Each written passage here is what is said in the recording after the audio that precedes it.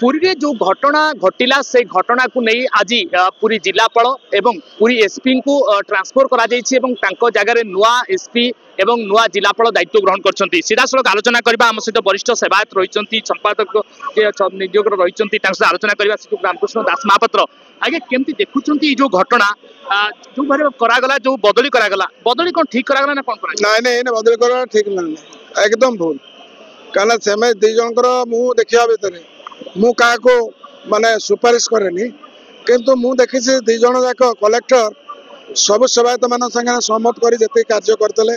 आ मते जति काम एटी करतले एसपी मते जति काम करतले हठात इन बदली कर दार सेमती अन्य माने अफसर को आनी के एडिशनल चार्ज देकरी एमान संगे काम करियार थला सहमत रे काम न होले जो प्लानिंग आगुर हेछि से प्लानिंग रे प्रॉब्लम हेले सेते पे दायी के